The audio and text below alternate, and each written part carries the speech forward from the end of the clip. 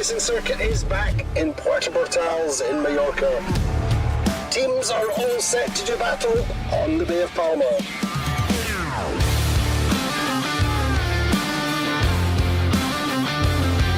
Oh, it's a penalty!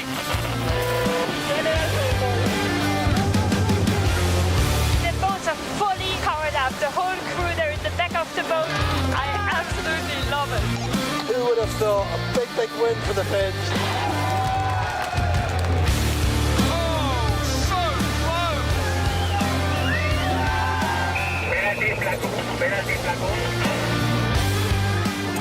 Great racing, sled catching, American magic. They are neck and neck. Everything is possible until you cross that finish line.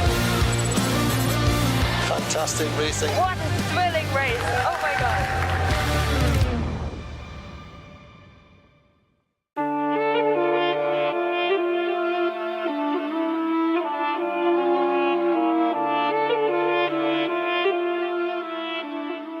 Well, a hot, beautiful morning here in Puerto Bartals. It's really, anything could happen today, though. We see a northerly breeze up in the north of the Mediterranean trying to push down. We have the sea breeze fighting it. We have cells of thunderstorms knocking around in the north of the islands. It's going to be a difficult, complicated day. Best start yesterday was from Allegra, and we caught up with Paul Goodison, multi-talented, back in the 52 Super Series. What does it feel to be back in a 52 Super Series, and how has it changed since you were here last? A lot of similar faces to racing against last time, but it's just really nice to come back and do some really high-level keelboat sailing again. Really enjoying it. What does it represent for you as a sailor? It's very different to the fast foiling stuff, and I think there's definitely place for both of the thing. And I kind of like it. It's a bit slower. You get a bit more conversation on board. It's really nice working with Will and some of the other guys that I haven't sailed with before, and Andy's doing a good job. But it's just nice to be in a big team again. What characterises the team compared to teams you've been with before? It's my first couple of days, so again, most of it's just me finding my feet, but it's a really open group. Everyone's desperate to learn. A lot of analysis. I'm blown away by how much these guys are doing. It's a really nice environment to be in. Compared to the Cup and compared to, let's say, the fast foiling stuff, is the same level of data, or what goes on? Not quite the same level of data, because there's obviously a lot less people here, but it's impressive how much analysis is going on and how many people are here supporting the program. And can it work for you in the long term with Sail GP and everything else? I'm not sure yet on how the dates work. It depends a little bit how I go, I guess. But no, I love doing this sort of racing, and if it can work in hand, that'd be awesome. What do you bring to the team other than obviously your skills as tactician? I think a lot of the stuff that comes back across from the Cup with the data analysis, like there's so much data, you need to know which bits to focus on. And again, here there's a heap of information coming in, and it's about picking the right information that's going to help you get better the next day you see those situations, but also trying to figure out what's going to make the difference today. And I think I bring a bit of knowledge in that side. Away from the 52 Super Series, how's life generally? You have a great life. Yeah, life's pretty good. It's nice to have a little break from Cup World, which is all encompassing, and have a little bit more spare time. It's nice to come and travel around with some new teams, so really enjoying it at the moment. It's a pretty big routine, a pretty big regime, and lots of travelling. A bit too much travelling, yeah. But life at home looks fantastic. Yeah, no, it's really nice to be back at the lake and spending a little bit of time there with my family in between travelling around, so it's pretty good.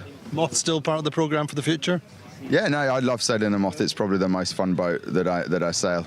You've got no excuses. You're out there by yourself, and when you mess it up, it's on you. And also, it's quite nice to do the development stuff. It's really enjoy getting my teeth into that. And can that level improve for you again? It can always improve, man. Every time I go out on there, I'm trying to think, how come I can't get any better? And then you're just like, oh, it's easy. There's so much to learn every time. You love it?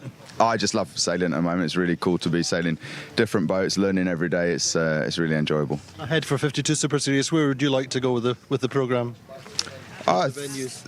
In terms of venues, I love Cascais. It's a shame. I was a shame the Moth Worlds were going on, and I would have loved to have gone to Cascais, but I think it's going to be really good going back to Puerto. I haven't been there for a while, so really excited to go back there. Well, we caught up with the super coach, James Lyne, who leads the programme for American Magic Quantum Racing, for Gladiator and also indeed for Vayu. James is really driven by the data, but today he says it could be down to flipping a coin. So, James, a complicated day, anything could happen, but what's your best guess? Yeah, I think it's going to be a guess today rather than knowing what's going to happen. Simplifying it, I think, is we're going to get a northeasterly breeze, and that's going to battle against a reverse breeze coming around the island, and maybe a little bit of thermal on that as well. Those two breezes are going to fight, and then we got a big rain complex coming for late afternoon, so the breeze will inflow into that and move it another 90 degrees. So, we're going to have maybe a 180 degree direction change and then plus a 90. So, lucky rabbit's feet and lucky coins, and we'll see what happens today. So what's your role within that in terms of the dynamic of the day? Just try and keep the guys informed about what may happen, and make sure we've got the right sails on the boat. Talk to me about a little bit about setting up for this week in terms of the sail programme. You're coming into the Mediterranean lighter conditions. What's the other changes? Yeah, it's been more about relearning, just remembering all our lessons from sailing in Portals before, light air settings. We sort of get out of that Qashqai breezy mindset, and remembering Portals in August. In simple terms, talk to us about light air settings and the transition to that for our the viewers, the geeks out there who want to know. Not in fine detail or whatever you tell us. Yeah, in general, we can move the rigs up and down, so we're sort of shimming down. We're trying to get the rigs to have a sideways sag to get the draft aft while we have the big cambers in the sails. We're trying to get nice soft head stays as well, so the head stay and the jib and the mainsail are matching. And so it's that game of how many Ds do we let off and how much do we drop the mast out. What about looking after this, or the sailors looking after themselves in these conditions? Lots of strong sunshine, humid. Yeah, it's a week to always be under the boom tent and be on top of the hydration, be ahead of it rather than behind. And of course, Paula looks after the guys as frozen towels to cool the supercomputer down after the race. It's a supercomputer. Well, we hope our afterguard, their little supercomputers up here, are. We don't want to get those overheated. Defending champions here are Gladiator. We caught up with Bruno Zerilli, who is the navigator on board the Gladiator. Champions, as they say, last year. Not such a good start, but Bruno fills us in with the weather situation. So, Bruno, what's the word of the day in terms of weather? Unpredictable. The word of the day is this, because we have this north gradient, but very unsteady. We have system low pressure near to us. We can have thunderstorm in the afternoon. The wind can be all over the place during the whole day. Maybe close to the airport can be a little more steady on the northeast, but as soon as we move, it can be the southwesterly breeze, it can be the northeasterly gradient, the northeasterly gradient shifting into the southeasterly kind of breeze. Very difficult. So the main window for racing is early? Probably early, close to the airport, can be a little window, but I give like 30% chance. And how was the Gladiator yesterday for this regatta? Yesterday we tried to race as best as usual, but obviously it was not so easy for us. There was a big rotation on the other side of the course, so obviously it was a difficult day. And what about today then? What's the strategy in the Gladiator? The strategy is to be prepared today for everything, from the snooze mode to the rushing mode in 20 minutes, because everything can happen fast, and try to be open eyes, not too much trust on the tables, on the forecast and everything. Look what you see and try to sail what you see. So a day for your experience then? Sorry? A day where your experience comes into play? Yes, you have to be smart and see what's going on around you and try to guess what's the next hour, or what's the win in the next hour. And what's different to the programme compared to last year in terms of winning regattas? For us, you mean? There's not. The tactician is different. The helmsman is different. So we have to adapt and try to simplify the things for Tony at the steering, but at the same time not to give up the opportunity on the race course. So it's different style, but the goal is the same. And in general, your job as a navigator is getting harder and harder. Weather systems are getting more and more dynamic, even though the technology, the software is improving. No, I think that's not the point. These are very short courses, it's a 1 hour course. So you do your best understanding the model, looking at the model, but then you have to race in that hour where you have your pattern you think is going to happen, and so you bet on your strategy, and then that's it. It's not so related to the technology, to the models. It's more related to what you see, actually, for me. But meantime, the Mediterranean, as we know, is getting warmer all the time, and it's getting more difficult. It's getting different from other years, for sure. Maybe it's more unpredictable by the time it's going on. I remember here in Palma 10 years ago was like the clock. At 1 o'clock, something, and every day is happening the same. It's not happening anymore like that accuracy, but it's what we have. Yeah. How do you feel about next year then? Where would you like to go? Next year? Yeah. But for the Super Series, I heard there is the Canary Island races.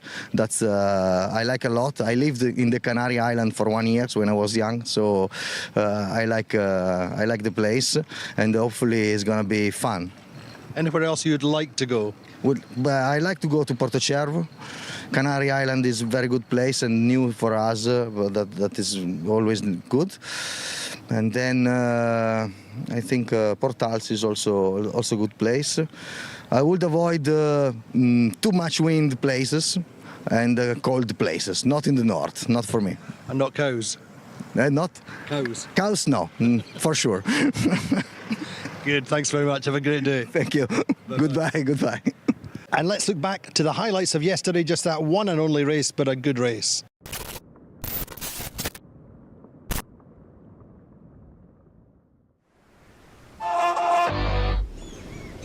So welcome to day one here in Puerto, Mallorca. We're back in the Mediterranean for the penultimate regatta of the season. 12 teams racing, 9 different nations. American Magic have won 2 on the trot, but here anything could happen. It's a wide open race course as usual. It's going to be a fascinating week of racing. So loads of nervous tension on the start line of race one. Off the line nicely from the pin end is Alegre and Vayu getting out to the left early. Breeze is 135 degrees, 15 knots or so. Round the top mark it's Alegre leading with Vayu and American Magic overlapped in second and third. Sled get round in fourth. Alegre extend down the first run, but it's really at the top of the second beat. Vayu get clear of American Magic. American Magic lose a couple of boats, but through the finish line a win for Alegre. Vayu gets second, Alpha plus third, Corvetza fourth, and American Magic drop to fifth. So the standings after race one: in first place Alegre on 1 point, second Vayu on 2 points, third Alpha Plus on 3, Corvetza 4th on 4, American Magic Quantum Racing are 5th on 5 points.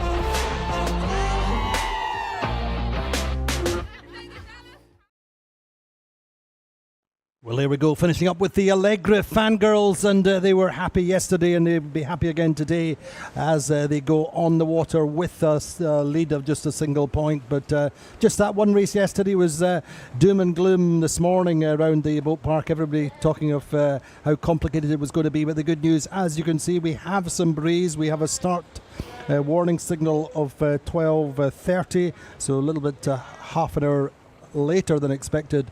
But here's hoping we get a race, and it looks quite good just now. Katie Dabson, you've got your sun cream on. I have got my sun cream on today, you'll be very happy to hear. But yeah, it's looking really nice actually. Completely different day to yesterday, different direction. Quite a lot of westerly in it at the moment actually, which I think is going to make it quite a tricky day, as we heard in all of the VTs. Everyone was saying that it's going to be a really hard day to kind of judge tactically, and I think they are so right. We've got a couple of different scenarios that are kind of happen or could happen. We've got the forecasts are kind of saying that the wind might go towards the right a bit more, like quite a strong trend towards the right. So that's one scenario which could happen. Potentially the thermal breeze could increase the wind and bring the wind left a bit if the thermal breeze comes in, and then we've got all these storm clouds all over the land, which we can see kind of building up on the land, which could interfere as well. So it's going to be a really tricky day for everyone out here, but I think it's going to be some pretty interesting racing. But as Bruno Zarrilli was saying, it's about dealing with the window you're racing in. It's about dealing in the here and now, and it's a very much a day for keeping the head out the boat and to see what's coming down the course, isn't it? Yeah, absolutely. I think the race committee made a really good call to send the fleet out on time, on schedule, and although we've got a 30-minute delay, I think they're really trying to maximise this window, knowing that those storms are coming in later potentially. I think they've done a really good job getting out here, and we're racing at the first opportunity we can, basically, at the moment. The wind's kind of just come in, set a course really quickly, and got them into sequence really quickly. So I think, they're maximising this window for sure. Now, in terms of potential strategy on this race course, is it a day for percentage sailing, or is it a day for picking a side and winning the side and hoping it works out for you?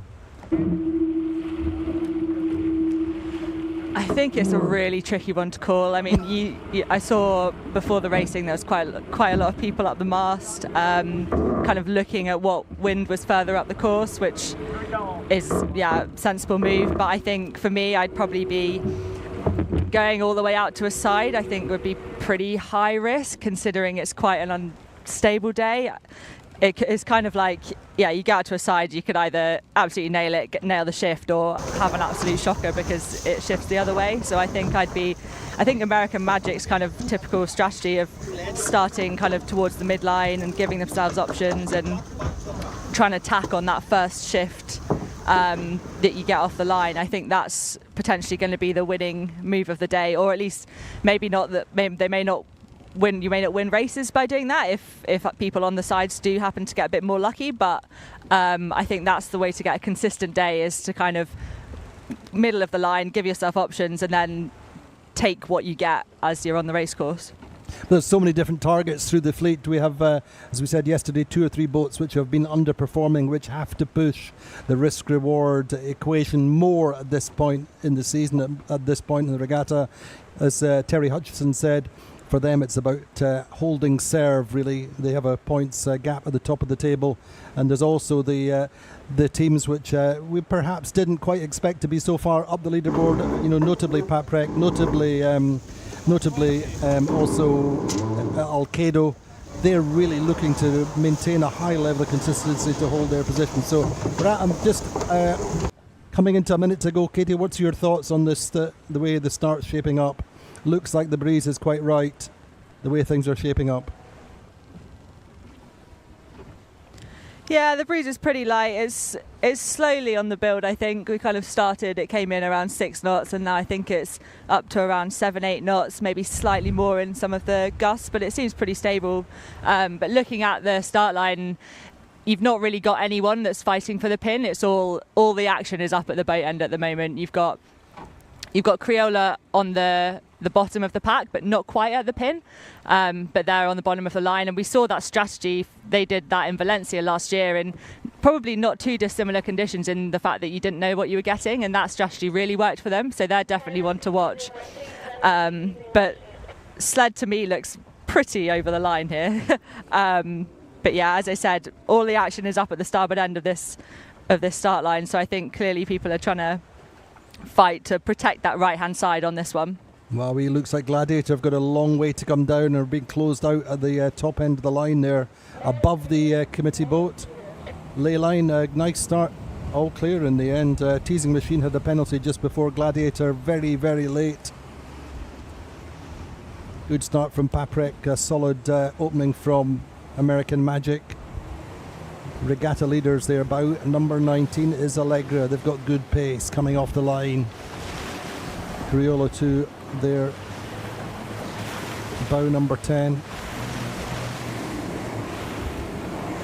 Alcedo there having to tack off early. Patrick have a nice lane now opening out for them.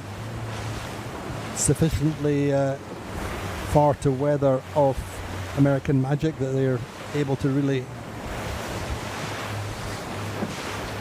sail their high mode and just keep going. Platoon Aviation tacking off early as well. So tough moments for Gladiator in particular and Teasing Machine. Also looks like Alpha Plus, who had a good day yesterday with third, seem to have struggled to get off the line. Katie, how do you see it now? We see top three boats on the leaderboard so far. We're only a few minutes into the race, but it's 1, 2, 3 are boats on the right: Provezza, Alcedo and Platoon.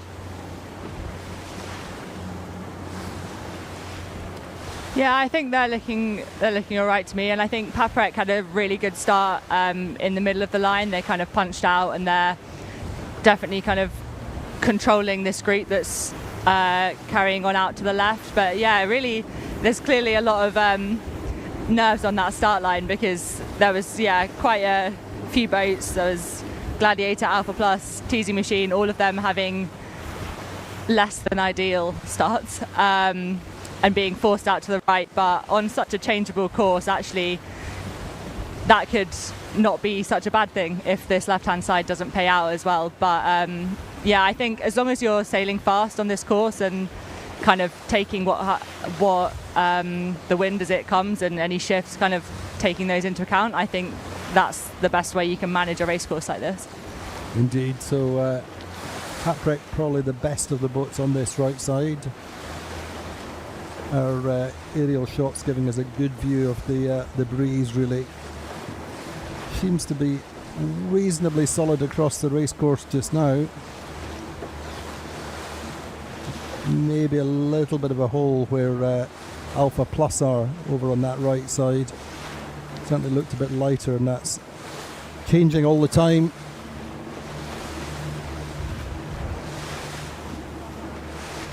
Certainly this left now has the small advantage with Paprec leading. Paprec have just tacked across.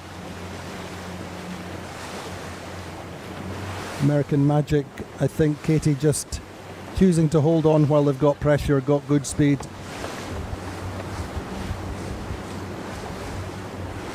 Yeah, I think especially now that Paprec has kind of tacked and isn't giving them kind of hassle anymore, they're probably a bit more happy to carry on out there. But it's really interesting, the split in the fleet. You've got boats heading out to the right, boats heading out to the left, and on a day where we're not entirely sure what's going to happen, that's going to be really interesting when they get to the top. But I do like what Paprec has done off the line here. They've kind of got a good start, like controlling their own race and giving themselves options to tack on or to choose the way back to over to the right hand side. So I think for me, their strategy at the moment is looking quite strong. Strategy at the moment is looking quite strong, but we will see. Looking good for Criolla at the moment. They started at the very left of the group, and they've got good pace. They already did a week of sailing with at the Copa del Rey, and really have got to grips with this this boat, which is a former Provezza, which has won here before. Allegri, then the regatta leaders, flipping over onto port. Criolla continuing to punch out.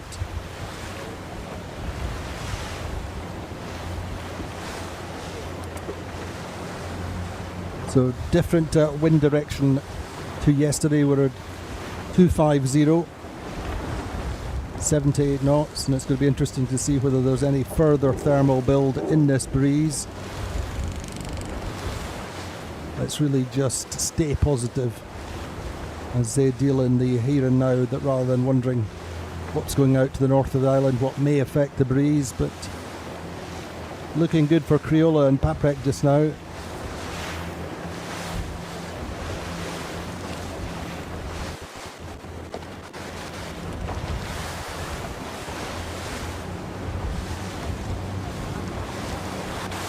For sure, one thing that was obvious yesterday in this light to moderate breeze is that Allegra are certainly not struggling for speed, neither they are at the moment.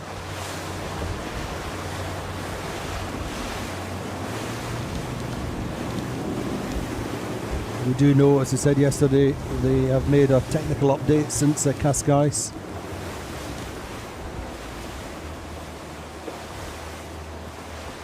But Paprec going really nicely, really, after being challenging for the World Championship title in Cascais last month. Had a pretty horrible opening day yesterday with a 12th, but they're bouncing back right now, leading this second race of the Puerto 52 Super Series Sailing Week.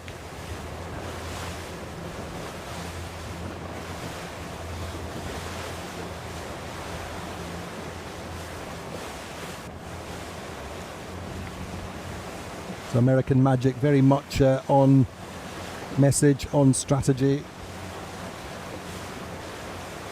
working the boat speed, minimising the risk.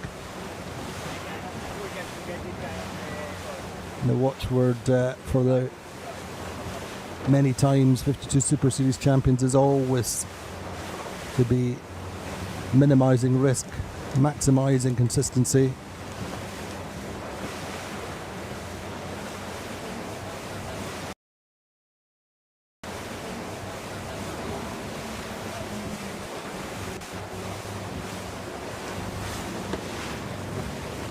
So Katie, how do you interpret Criola's position? For they're looking good on this left side, good wind pressure. Yeah, I think they're going pretty quickly and they've got good pressure over here. I almost feel like I've got a bit of deja vu from Valencia, because they do really like that pin end start, and just I think they did that most races and it worked so well for them. And yeah, I think it's going to completely depend what kind of breeze we see at the top. At the moment, it's looking pretty good, but it could all change so quickly. You just get a bit of a right-hand shift, and then they're suddenly aiming at the sterns of the boats coming in on starboard. But at the moment, yeah, I think they're looking pretty strong compared to the boats on the right-hand side. We're on board with Paprec, who are the race leaders by 30 or so metres. There's Cedric Chateau, helmsman.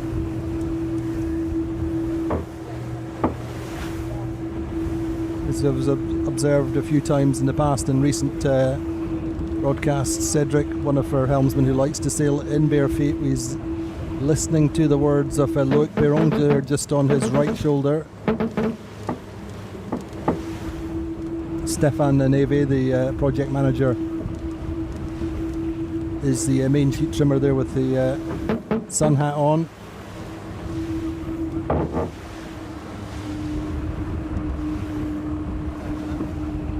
But they're really nicely powered up just now, going well, 8.4, 8.5 knots. Balance of power between sled and Criolla changing very, very slightly. Let's have a quick look at the lineup on the Paprec.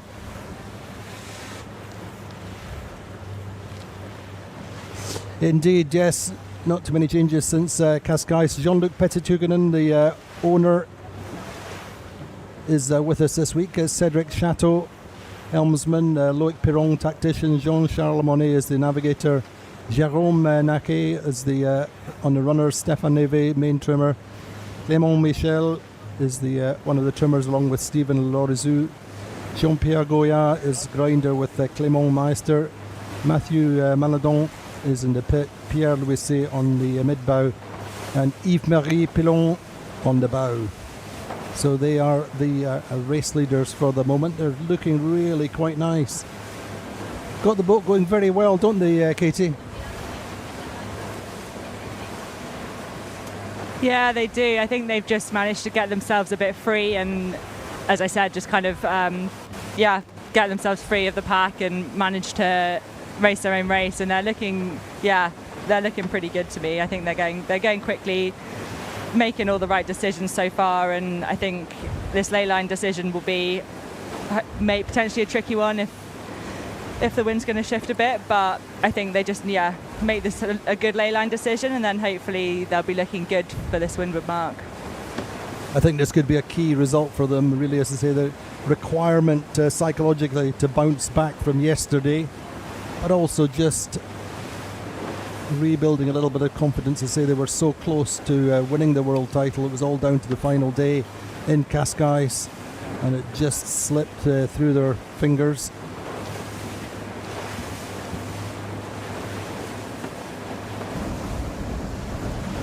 But American Magic chipping away, coming into cross with Paprec. Terry calls attack.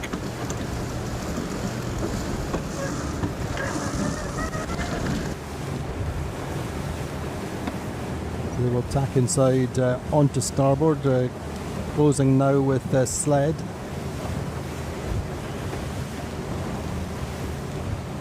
You really like Paprek's position within the group just now. Whether Sled can get up and tack inside, we'll wait and see, but it's pretty close between the two of them. Katie, where are you positioned now? You're at the windward mark. Yeah, we're just getting up to the windward mark now. We see so much of the action of the racing happening around this leyline call. Quantum doing a similar thing to what they did in the racing yesterday, potentially underlaying, but rather than going out past Paprec, they've tacked underneath, which is potentially quite a bold strategy. If they end up underlaying, they could leave themselves a bit of work to do with tacking back up and through the fleet, especially with the fleet being so tight. If you've got to do a little double tack up to make the windward mark, you're going to have a bit on trying to find a gap to be able to get onto that ley line. But equally, if they manage to tack underneath and just in front, and they manage to lay this mark, then that's a really good move by them. But yeah, I think a lot of the action happens around, and a lot of the tactical decisions that they'll be making on board will be chatting around kind of how they manage this ley line and how they manage the approach to this windward mark. Indeed, interesting. As you say, just watching now is American Magic tack up, having been low of ley line. Sled are leading just forward off Paprec. Criolla closer to the mark just now, but still have a tack to do. Only a little bit more. I mean, the angles change all the time, but they seem to be quite nicely powered up. American Magic, they're still carrying on with that tack out to a safe ley line. Again, as we said at this point yesterday, really you have to be a little bit more conservative in your choices approaching these windward marks. First time up, particularly if you're running a lower risk strategy. But good work from the Sled team. Francesco Bruni, Murray, Jones, and Andrea Vicentini have nailed this one nicely.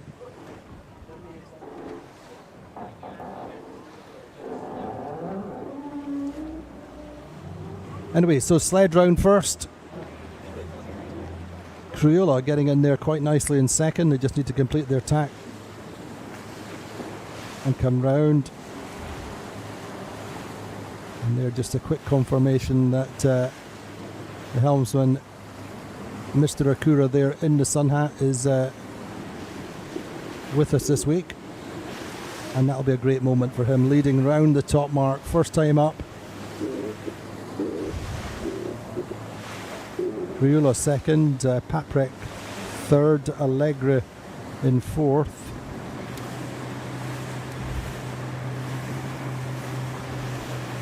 American Magic fifth. Sixth is Platoon. Seventh, Alcedo. Eighth, Provezza.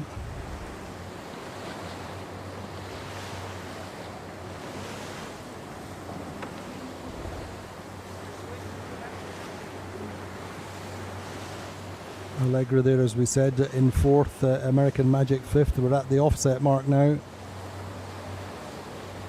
Platoon Aviation had a solid upwind mid-fleet.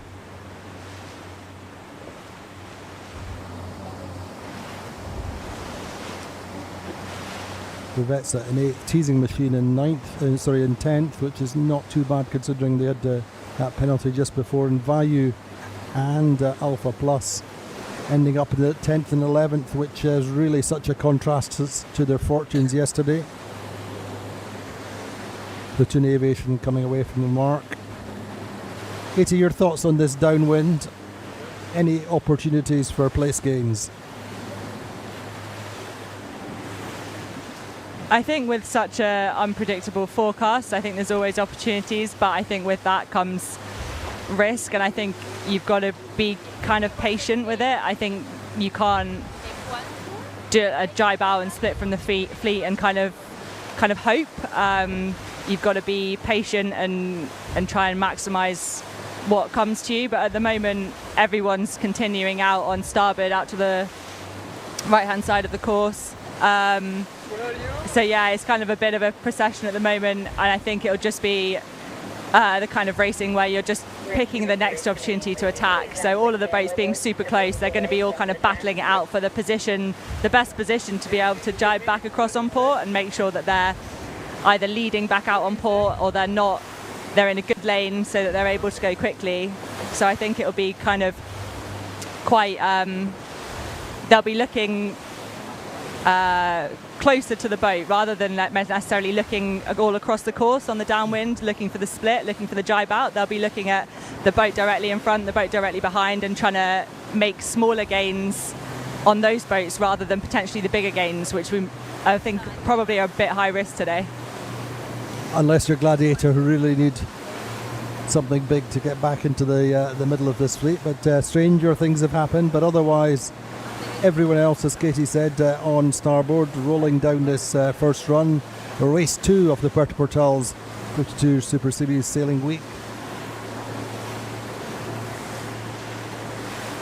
We talked of a 30% chance of racing today and a potential window in the morning, and it's worked out. Maybe today's the day to give the lottery numbers a go.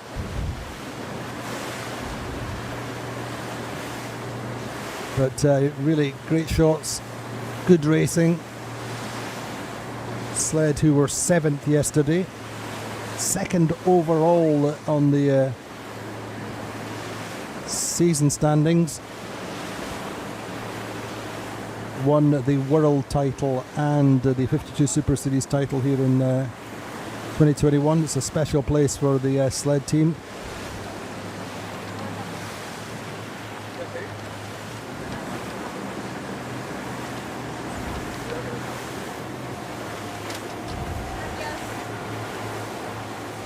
Criolla giving chase.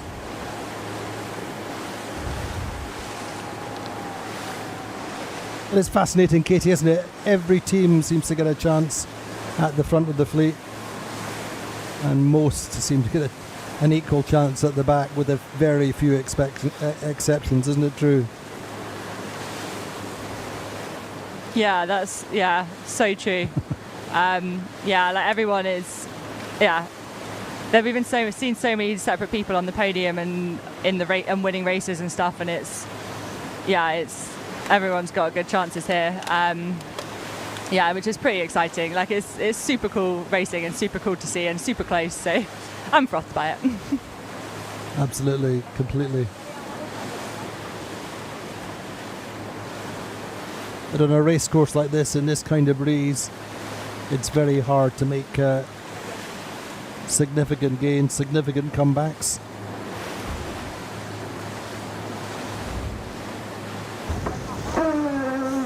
Yeah, it's all about those 1%, like we were talking about yesterday. It's all about making the little incremental gains and hoping that they kind of build up towards the end. And I think if I was gearing up for a race day like this, I would be thinking about just kind of do the next right thing. So maybe not necessarily thinking I don't think there's any gain features that you'd be thinking about on this race course necessarily in this wind direction, given the forecast. I think I'd be thinking about keeping an open mind and doing the next right thing on the race course. So tacking on the next right shift or making the next correct tactical decision. That would be the way I'd be approaching today if I was out here racing. I think that's working just now for the afterguard on Allegro, just chipping away quite nicely, having a little bit of a scrap with the American Magic. Quite fun for, of course, for Goody, for Paul Goodison, who sailed in America's Cup with American Magic, being up against Terry.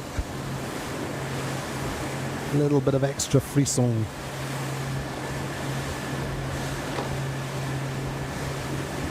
Interesting to watch the crew dynamics and the positioning on American Magic there, with 3-4 sailors forward of the mast, keeping the drag at the back of the boat minimised.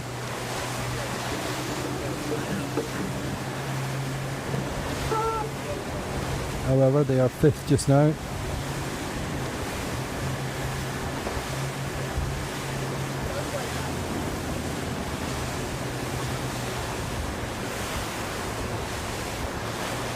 What's your interpretation of American Magic's top mark or approach to the top mark, Katie?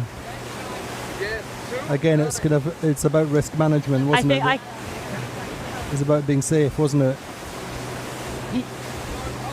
Yeah, I can see what they were trying to do, and I think it was, I can see the rationale behind it. It just didn't quite pay off for them. I think they ended up potentially losing a place by having to do that double tack up, but I can absolutely see what they were trying to do by tacking under the fleet and hoping that they would either make that mark or potentially forcing the boats around them to tack with them and make that decision to tack with them. But ultimately, it didn't quite pay off for them. But as I said, like, you can see that they're clearly thinking about how to make those little gains on the boats around them. They're thinking they're being attacking.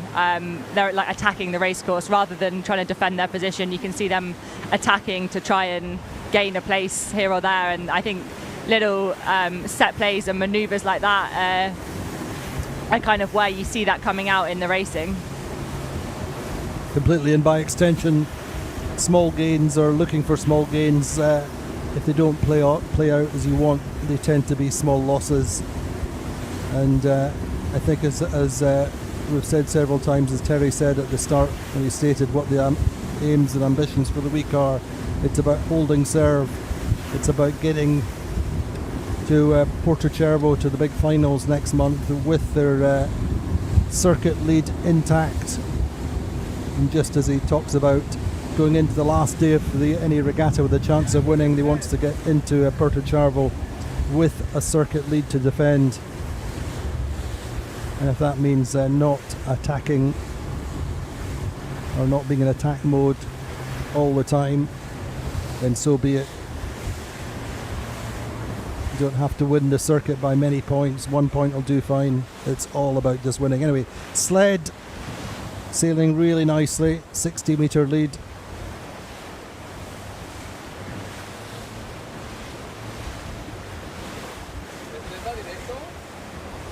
And as I say, Allegro actually coming off better in their little tete-a-tete with American Magic.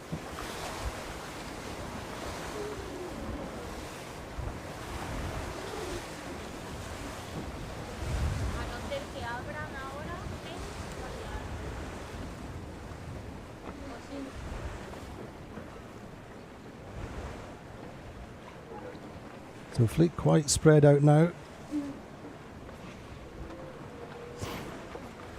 Nice images there, but certainly shows the breeze is holding in nicely. Paprec have lost a little bit down that run.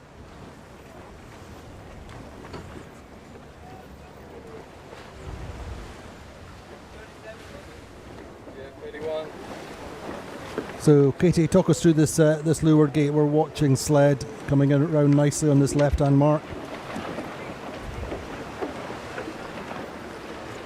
Yeah, I think they had a pretty good ley line coming in there, so I think no point in doing an extra manoeuvre and going to the other mark. I think just getting around that mark in one, and then the benefit of leading is that you don't have to be in a really horrible high mode out of the mark. You can set your own angle out of the mark, so I think, yeah, good call by them. But then you've got a split by Criolla on they've gone to the opposite mark, as have Paprec. It looks like it's going to be a relatively even split at this bottom mark. To me, when I was looking downwind, I think as you're on the left-hand side of the race course, potentially looked a little bit lighter breeze to me as I was looking at the course on the way down. So I would potentially be a bit worried about going too far out to the left if I was heading out that way. But yeah, there's a pretty healthy split in the fleet at the moment. Another penalty here for teasing machine.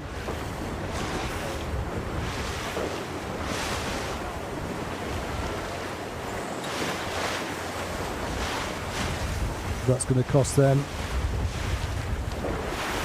unfortunately, a welcome back to the jungle, teasing machine.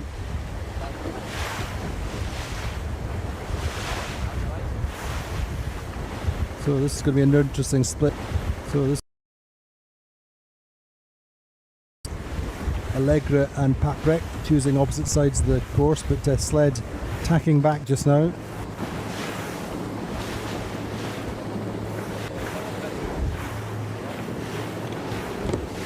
Katie, so much of this part of the season is about maintaining the high level of consistency needed to finish on the podium at the end of the season. Sled have done that previously. They're in second, and so these races are critical for them, as indeed that 12th yesterday was really costly in that respect for Paprec. Paprec lying third overall for the moment on the circuit standings. Allegra are quite far back. I think they're 8th, 7th or 8th in the circuit standings, so hopefully they've turned the corner with this new technical update. They said certainly not looking slow today, nor yesterday.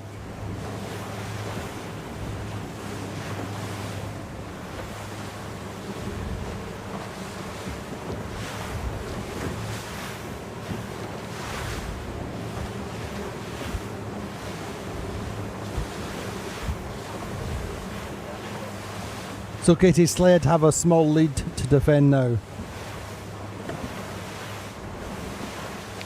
Yeah, they do, and I think they're positioning themselves really nicely on the fleet. You want to keep yourself between the fleet and the windward mark. That's kind of the golden rule of being in the lead, is just put yourself between the fleet and the mark, and then that's kind of how you best defend that lead. So I think they're doing a really nice job of that, and I think within that, if they can stay in that position but then just pick the shifts to tack on and be looking out for where the breeze is on the course, and then I think they should be good to kind of stay there, hopefully.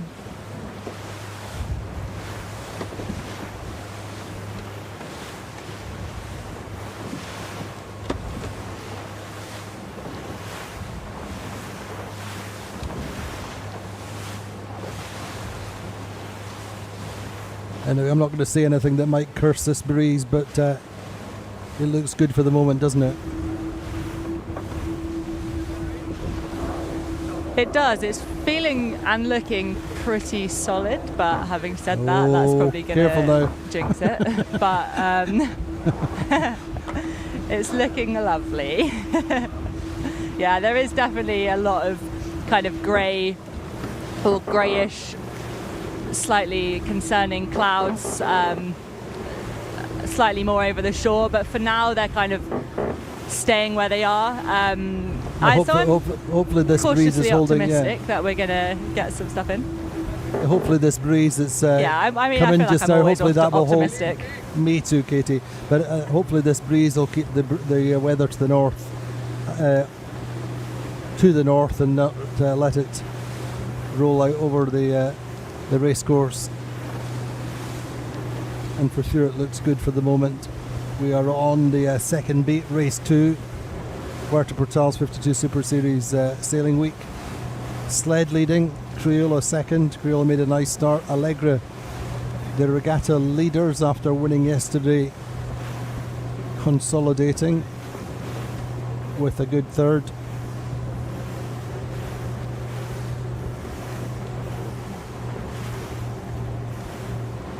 I think as much as anything, the Allegra team will be, they'll be happy with the results so far, obviously, but they'll be happy that they have a competitive boat in these conditions.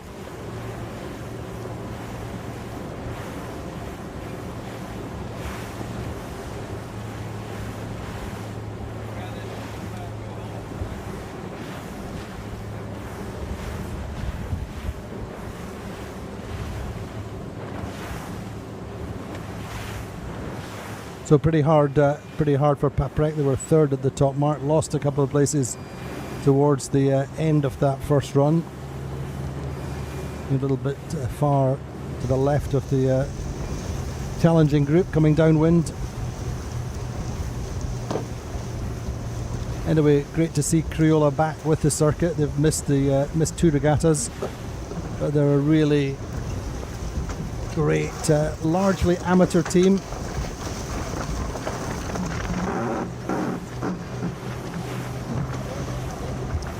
And they have been racing at home in Brazil on their other TP52, winning Ilhabela Week, which is the biggest regatta in Brazil. As I said, they raced at Copa del Rey on this boat. They all come from the same club, and they've been together for so many years. I talked a length to Ricardo Costa there, the navigator, who's saying the great thing about a team like this is when they have a bad day, there's no blame culture, there's no finger pointing. They work through the whatever's happened, they debrief it, and they move on as a team which has learned together. And they really are loving being back with the 52 Super Series. They plan to do the full circuit next year. Anyway, owner-driver Eduardo Blas, Sam Albrecht, double Olympian, I think, 2 or 3 Olympics for Brazil, is the tactician. Ricardo Costa, navigator. Wilhelm Roth is on the backstay. Renato Plas, brother of Eduardo, is on the backstay. Main trimmer Gonzalo Vertes. Gustavo Thiessen is the trimmer along with Alexandra de Rosa. Rodolfo Striebel, grinder along with Alexandra Ramoli. Gilsemar Pertiro is the grinder. Diego Garay is in the pit. Felipe Fratelli is the mid-bow, and Guilherme Hamleman is on the bow. So that's the Criolla team lying in second, I think, in this race at the moment. So a little bit of a gap back to Allegra, but going well for the meantime.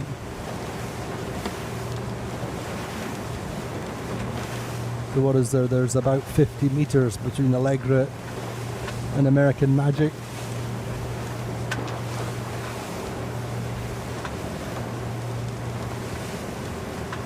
So we're quite enjoying that little needle match just now between them, with, say, Paul Goodison,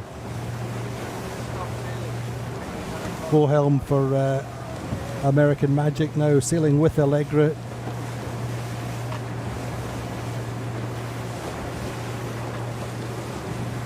Easy Machine, as you'll see, have dropped out of this race. They have a technical problem with their halyard, but if anything, Sled doing what they've done before. We saw that in Cascais in particular. I would almost say that more than anyone, when they get ahead, they seem to be able to open up the biggest margins. Anyway, on board with the Brazilian team, Eduardo Plas there, helmsman, head to head with Allegra just to leeward. There's Sam Albrecht and the tactician just telling Eduardo what he wants. Just hold your lane, stay high. Stay fast.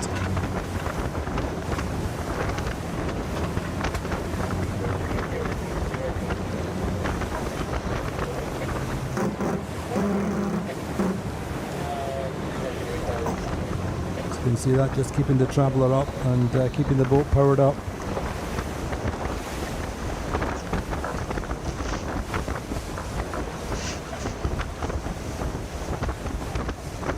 American Magic there to leeward.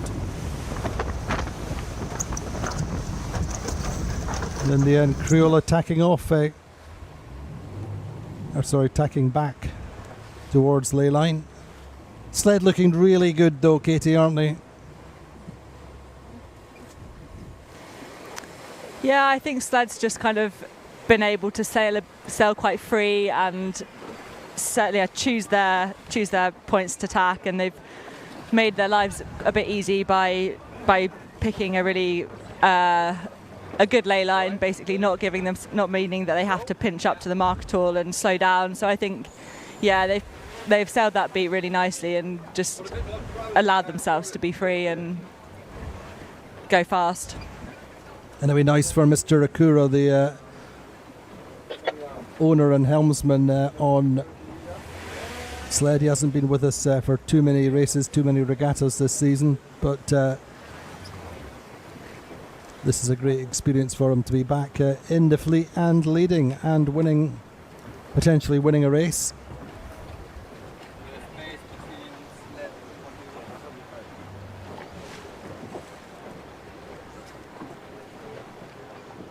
Let's see, I think Crayola just losing out to Allegra in the end, perhaps. American Magic coming in nicely from that left side, looking upwind.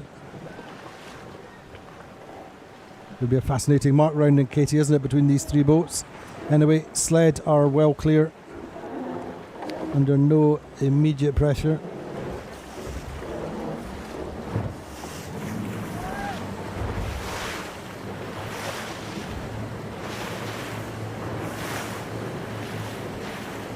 Indeed, they're going to have their kite set before the next boat gets round. Who that is going to be interesting to follow.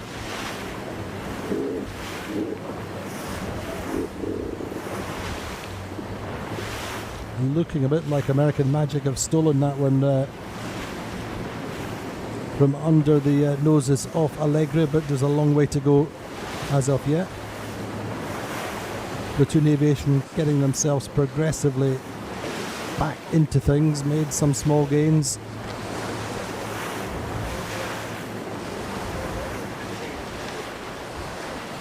Anyway, Sled, American Magic, nice final third of the beat, getting inside Allegra.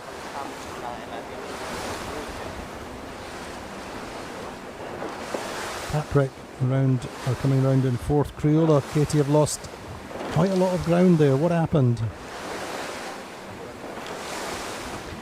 Yeah, I think they went out quite hard to the right. I think they quite liked the corners of the racecourse, and they went out quite far to the right-hand side, tacked back a little bit under the ley line, and then had to do another few tacks to get up to that windward mark. And I think they just opened the door on Allegra and American Magic, who came in from the left. I think they had the left-hand side looked pretty strong to me on that beat for Allegra and American Magic coming in at the top. I mean, it's what Crayola did on the first upwind. They kind of snuck in to the second place at that windward mark, like coming in right on the port ley line.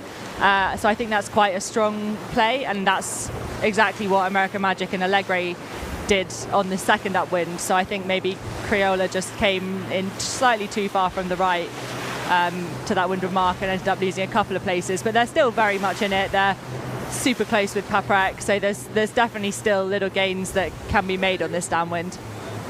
Indeed, it'll all be come clear on the finish line, but it is close all the way through the fleet. It's a teasing machine. The 12th boat is dropped out, as far as I know, with a main halyard issue. Bayou then in 11th for the moment there, bow number 27, just approaching the windward mark, sorry, the offset mark.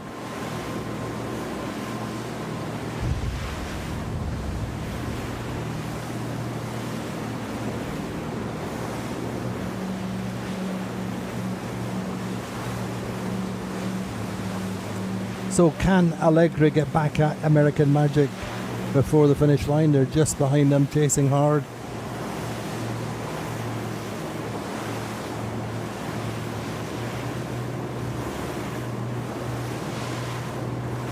Let's maybe just remind ourselves of the lineup now on the Allegra. Will still be regatta leaders after this race. Let's have a look at the crew lineup on the Allegra.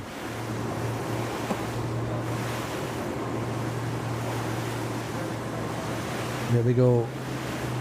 Bow number 19, Andy Soriano, owner and helmsman. Paul Goodison coming in as tactician. Will Ryan, double gold medalist, strategist. Francesco Mongelli, navigator. Paul Wilcox, previously with Phoenix and as on the runners this season. Sylvia Mass, 470 world champion floater. Elliot Willis, double 470 world champion as main trimmer. Pierluigi De Felici is the trimmer alongside Andy Hemmings. Sebastian Ten Hag, the grinder and project manager, working with Mickey Ganuti as opposite number on the grinding on the pumps. And Jonathan Taylor in the pit, Joe Cox mid-bow, and Mamu Caputo on the bow. Where are you? So they are pursuing American Magic, boat length behind, as sled make their jibe.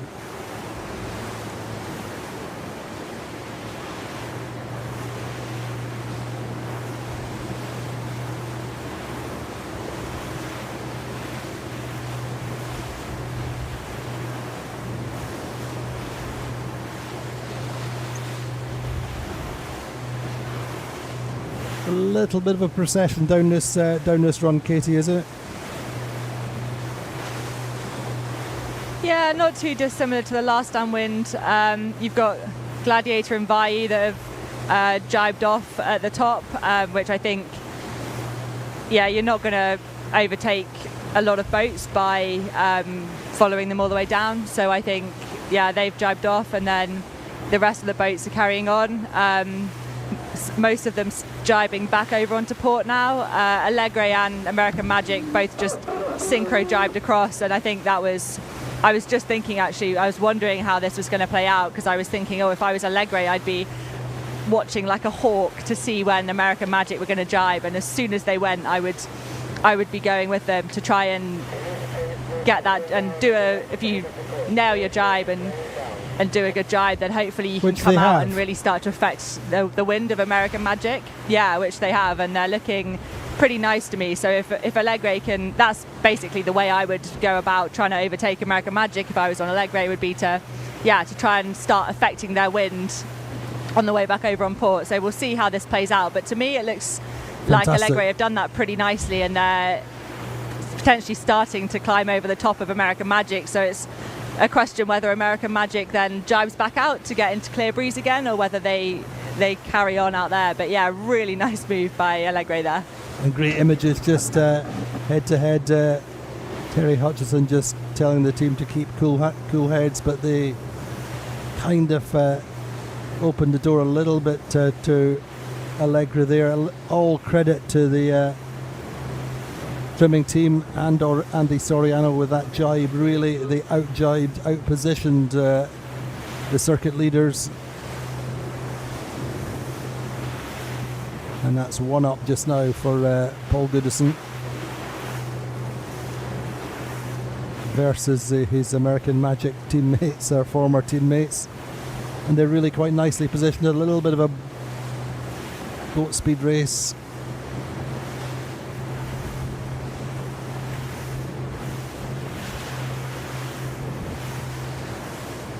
I think this is where American Magic are going to be thinking potentially more of the bigger picture points, rather than they've let one boat go. Okay, like that's annoying and a shame, and they'll probably be disappointed with that. But actually, just kind of accepting that and being like, okay, we can't let any more go, so we can't jibe off and split from the fleet. So I think it's now about, for them, consolidating their position and thinking of the overall picture of points in the overall standings of the season. Indeed, I think that's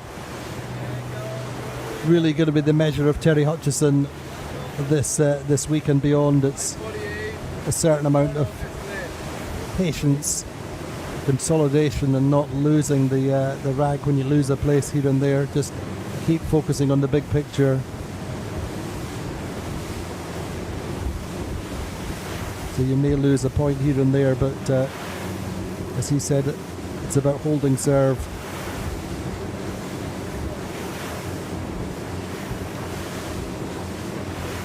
Let's not take anything away meantime from the sled team.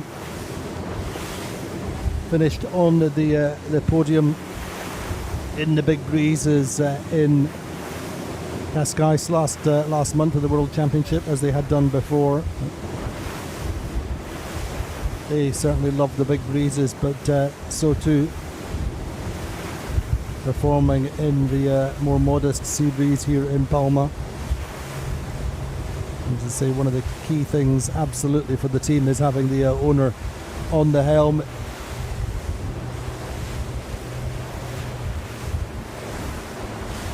And in that situation, having your owner back and leading, winning races is fundamental. It's what it's all about, Katie, isn't it, for the team? Yeah, for sure. I think this will be such... the team will be super happy with this, and I think that's always the goal anyway when you're racing these boats, is to win, but having an owner driver on board and them winning as well, and winning as a full team, they'll be really happy with that one. That's why they're doing it, essentially. That's why we do what we do, is to win. To win, and in this instance, I know that it's always, he loved winning the circuit title and the World Championship in that post-COVID period, but unfortunately Mr. Akura wasn't with them, and ever since then they've been striving to win regattas and podiums with their owner with them. So fingers crossed for this week, but this will do their chances no harm at all.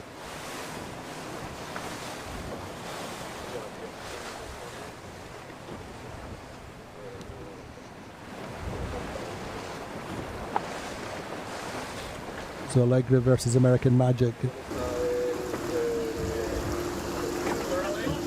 think Terry will be shouting abuse at Goody, or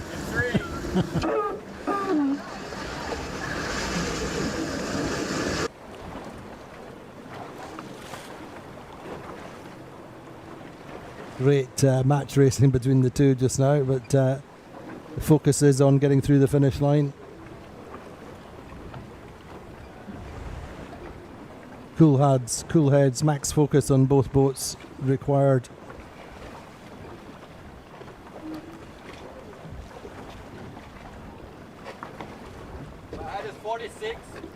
Anyway, there we go, the overhead shot with sled heading for their first race win since race 6 in Cascais. Won 2 races in Cascais they did, finishing 3rd there.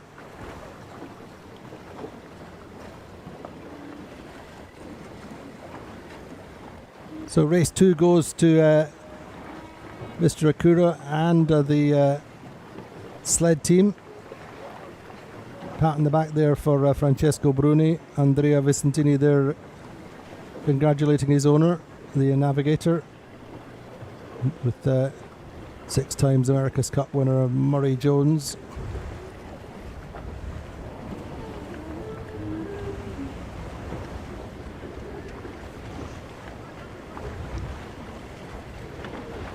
And then it's going to be Allegra for 2nd. And huge credit to them, really. Took the race to American Magic down this final run. Took their opportunity when they saw it. Coming through for 2nd. 1 and 2 then for Andy Soriano and his team from the first 2 races. He has to be happy with that. 6th in Cascais, finishing up with an 8th place. Race anyway, American Magic coming through in 3rd. Now Criollo I think will get 4th.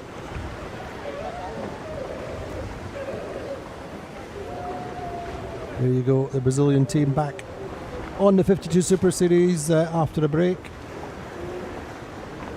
Taking fourth, Patrick fifth, sixth mid-fleet for Platoon Aviation. Food for thought for the German team.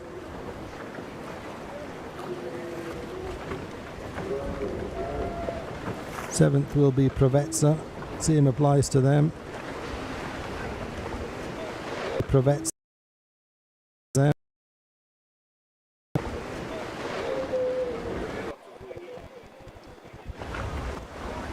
The battle will go to the end for the last four places. Alpha Plus will just pip. Gladiator, I think. Yes, indeed. The team from Hong Kong coming through the finish line now. Then Gladiator. Then it's Alcedo versus Vayu.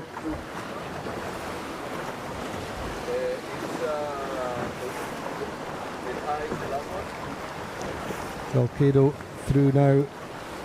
Then Vayu, as we can see, Teasing Machine had to drop out of that race with that technical problem with their main halyard. So nice win for the sled team. And Allegra consolidating their position at the top of the table, just ahead of American Magic. Katie, talk us through your interpretation of the sled win. What did they do right? What contributed to their victory? I think they just kind of kept their cool and raced their own race, really. They didn't engage with anyone else too much. They were just gave themselves options and gave themselves a fighting chance by being in clear lanes, and then just stayed in between the marks and the rest of the fleet. And I think they just sailed a really solid race, and then let everyone else behind them. I don't think the rest of the fleet, I don't think a single boat stayed in the same position between like the Windward and the Leeward, for example, and the Leeward and the Windward again. I think that every time we went around marks, the order had completely changed. So I think they just sailed their own race out of the front and were able to capitalise on any small gains that they found. So I think I can't fault that. Nailed it. I can't fault that at all, but it's certainly the top third of the first beat was key. They nailed the ley lines, they got into their position early. And a little bit under the radar, I think, which is very much their fundamentals a lot of the time. Don't get themselves into situations and rely a little bit on the boat speed. With a quick boat and keep it simple. Do the simple things well, I think, is the fundamentals for the sled team. It's paying for them this season.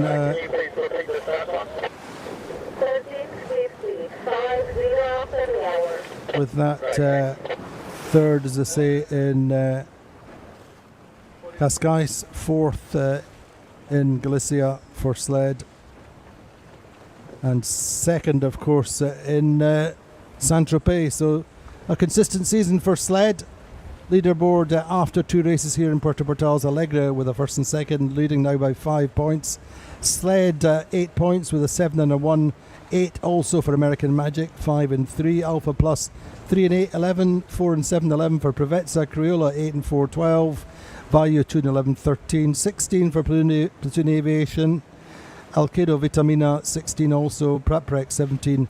Gladiator 18, so really have some work to do. They're not looking like the champions they were last year, and Teasing Machine have a lot of work to do. They're in 12th just now. So that's the standings after two races. We're going to take a little bit of a break. Fingers crossed, Katie, we should get a second race. Certainly the way things look at the moment, the breeze is still with us, so hopefully it stays, and we'll roll into race 2. Join us again in a few minutes. The world's leading monohull racing circuit is back in Puerto Portales in Mallorca. Teams are all set to do battle on the Bay of Palma.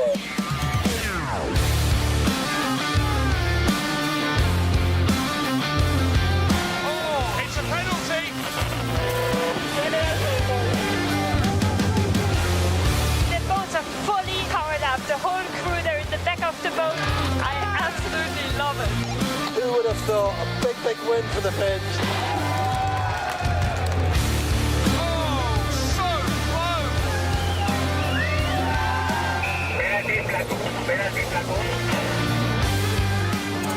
Great racing, sled catching, American magic. They are neck and neck. Everything is possible until you cross the finish line. Fantastic racing. What a thrilling race. Oh my God.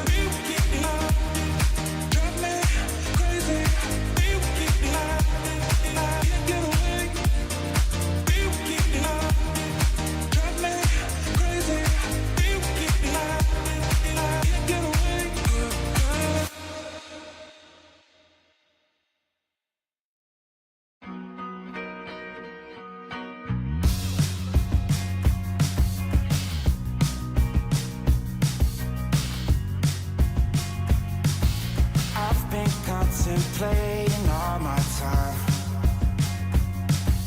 My thoughts make me tired, just running through my mind. Wonder if there's peace that I could find,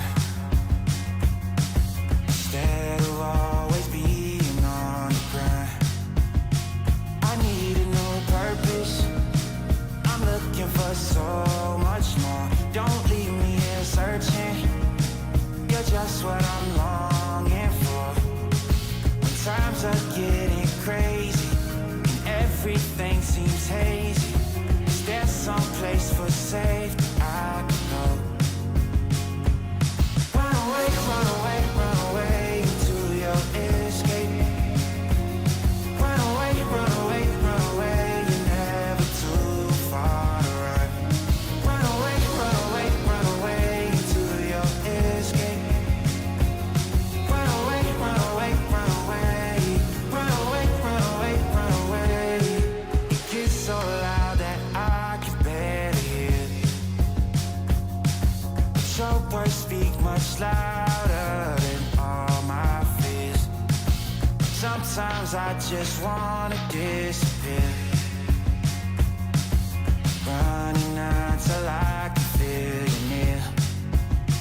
I need a new purpose, I'm looking for so much more. Don't leave me here searching, you're just what I'm longing for. When times are getting crazy and everything seems hazy, is there some place for safety I could go? Run away, run away, run away into your escape. Run away, run away, run away, you're never too far to run. Run away, run away, run away into your escape. Run away, run away, run away. Run away, run away, run away.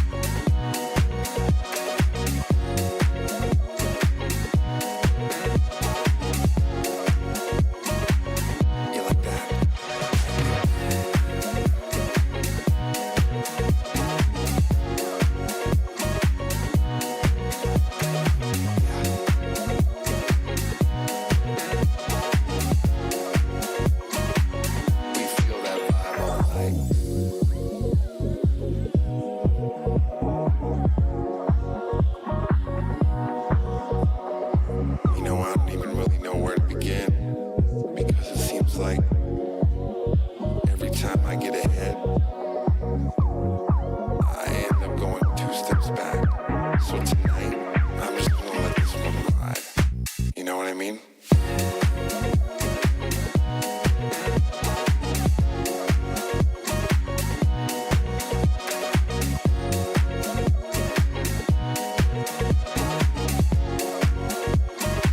One unique, one special vibe.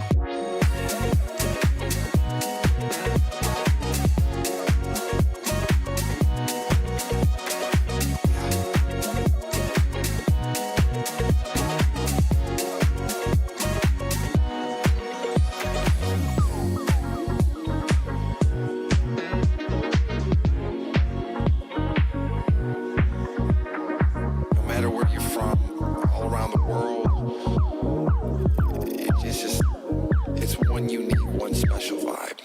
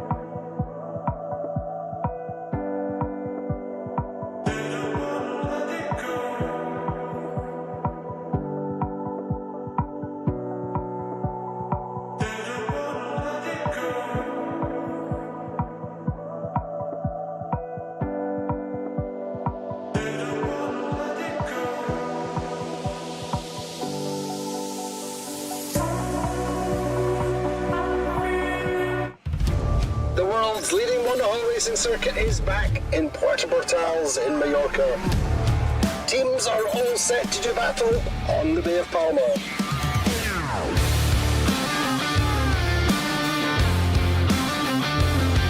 Oh, it's a penalty. The boats are fully powered up. The whole crew, they're in the back of the boat. I absolutely love it. Who would have thought a big win for the Finns? Oh, so close.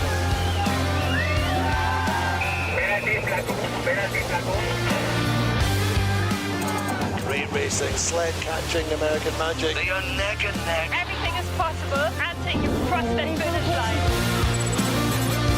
Fantastic racing. What a thrilling race. Oh my God. Well, we are back here in Puerto Portals. Skies have changed very slightly since the finish of our last race. And looking like we have still got a decent breeze. Katie, give us an update from the water. Still very much decent breeze, same direction, but yeah, the skies are definitely changing. It's looking quite a bit darker upwind and on the shore. So depending on how quickly that comes across, or even if it comes across at all, that could be quite a big impact on this race course. And if I was on these boats, I'd be looking at finding as much information out as I can about the live weather situation around Palma. I'd be looking at the rain radars, I'd be looking at the live weather stations, I'd be trying to collate as much data as I can to try and predict which direction this rain is travelling in and what it might do on this race course. Certainly on the radar, it looked like the rain was out to the west, but it's clearly coming in. It's much darker since we left you, so it's going to be an interesting second race. We're under 3 minutes to go. And what do you think of this? The wind angle is still the same. We've had a small delay as American Magic had some technical issues, Katie, didn't they? Yeah, American Magic just jumped on the radio and asked for a quick 5-minute delay to fix something on their boat. So yeah, 5 minutes delayed, but wind direction's still very much the same. Yeah, not too much has changed other than the impending clouds.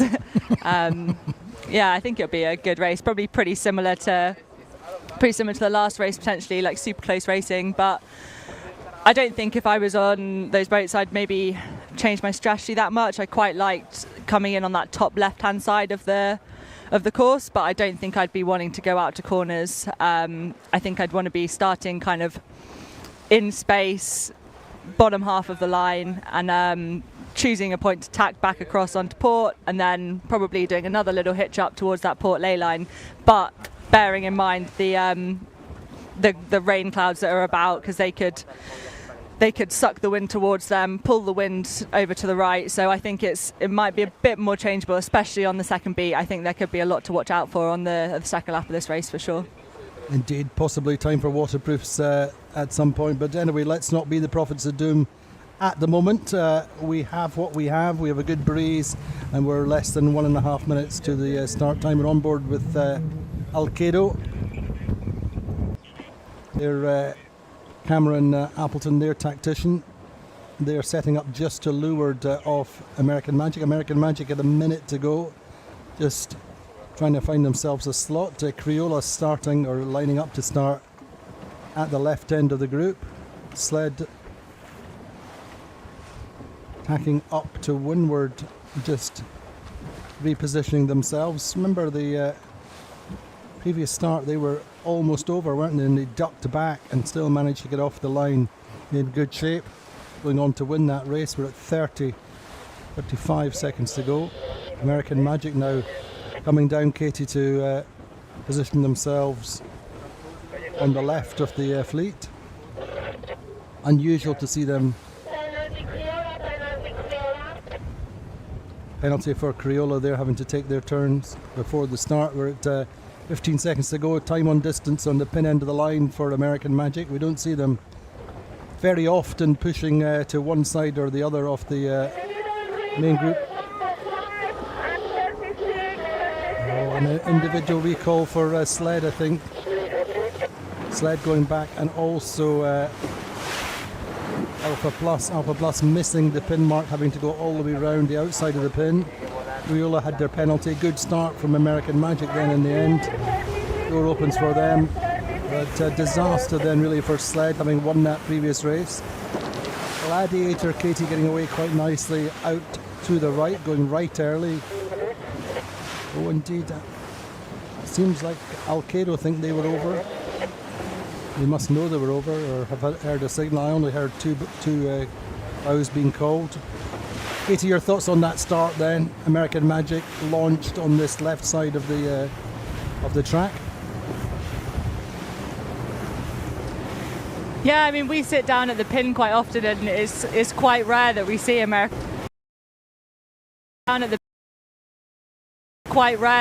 American Magic really fighting for, well, any end, but especially the pin end. But yeah, I think they did a nice job, especially managing the boats around them that are over. It's always super hard when the boats above you, especially if they're over the line, then it can really impact your trigger pull and your speed off the line. So I think they managed that really well, managed their own time and distance, and didn't get sucked over the line with everyone else. So yeah, they've nice start from them, considering it's kind of a start that they don't really do very often. It seems to have worked for them just now. A couple of boat lengths ahead of Prevezza, Platoon Aviation and Paprick, the best of the others, started more towards the middle of the line. There we can see Gladiator punching out to the right side early, and American Magic will just put what they have in the bank just now. Going back on port. They're looking to cross ahead of Regatta and Platoon Aviation. Seem to have a good lane of breeze going back.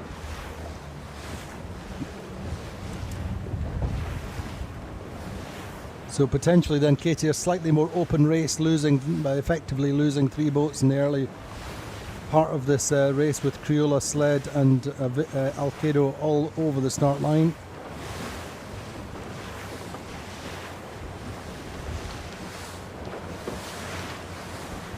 This looks good for American Magic, doesn't it? They're crossing the fleet within a few minutes of the start on port.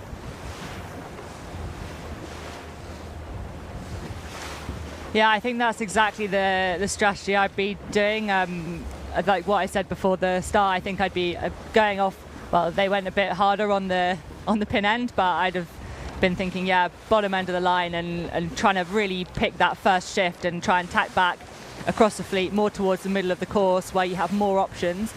And then to me, the last race, both upwinds at the top, that top left really came in strong.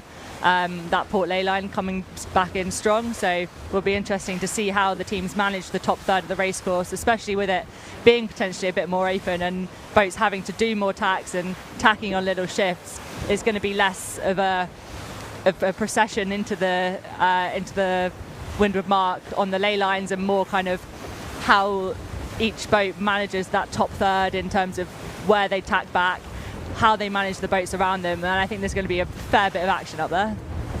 There is, just watching Gladiator furthest out to the right. They've certainly, as is very often their philosophy, picked their side early, and they've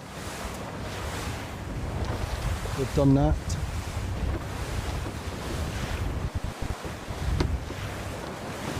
Otherwise, American Magic leading just now, Prevezza on this left side.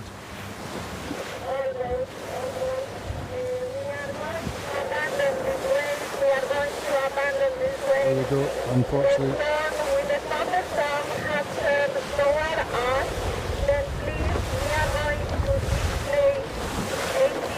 So I've just heard on the radio that they're abandoning this race now because I think there's some thunder coming across.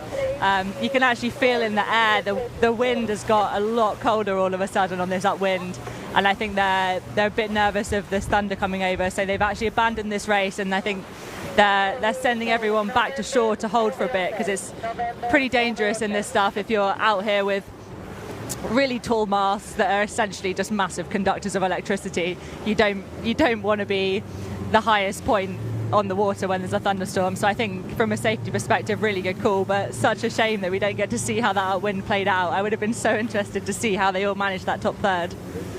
Indeed, looking good just now for Platoon Aviation. Their position is strengthened, I think.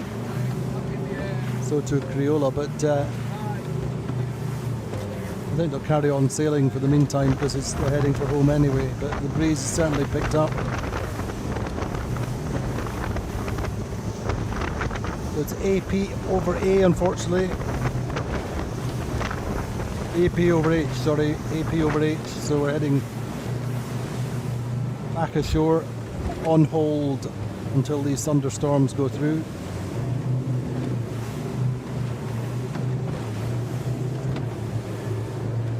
Anyway, the good news is we got one good race in. Allegra have extended their lead at the top of the table. Allegra's season so far a 10th in Saint-Tropez, 10th in Bayona, 6th at the Worlds in Cascais, and leading this regatta for the moment. So the head sail's starting to come down. I think platoon aviation just carrying on speed testing against the boat to leeward. So it's going to be a day now for patience and staying out of what we'd imagine there'll be some rain.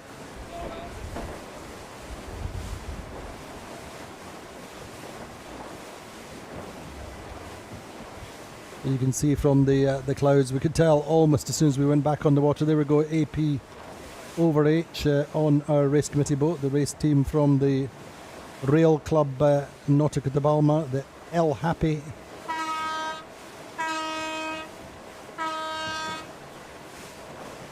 Here's Maria Torrijos, our principal race officer, on the flying bridge off the committee boat.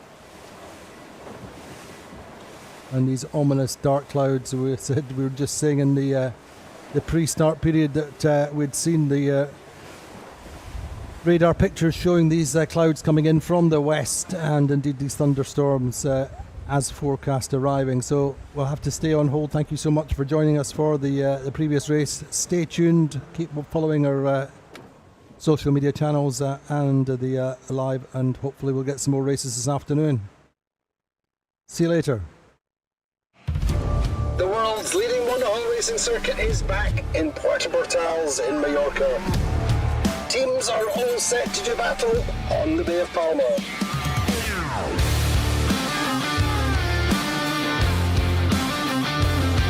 Oh, it's a penalty.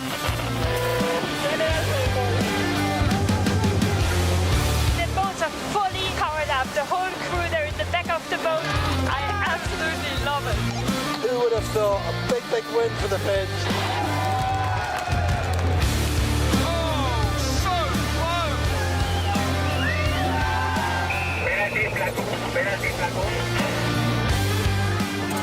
Re-racing, sled catching, American magic. They are neck and neck. Everything is possible until you cross that finish line. Fantastic racing. What a thrilling race. Oh my God.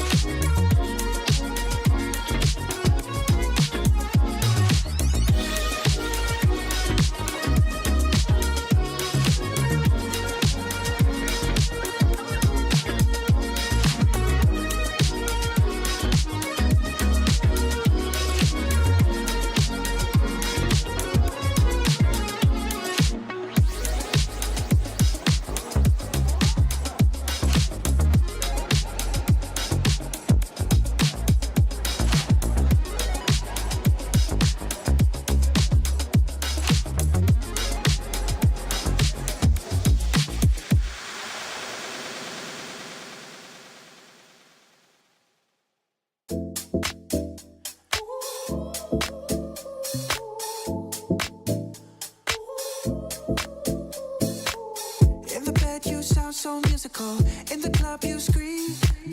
God like gaze, you're so beautiful, but you're not for me. I can't sleep lately, I'm just trying to find peace. Classic melodies, I just wanna be free. I'm sorry, darling, I can't breathe. There's no room for us, there's no room for us. I said, darling, can you see? There's no room for us. There's no room.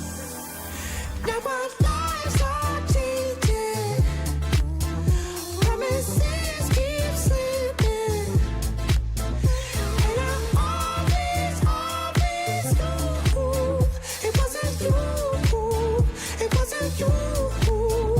Now our lives are changing. Promises keep slipping. And I always knew it wasn't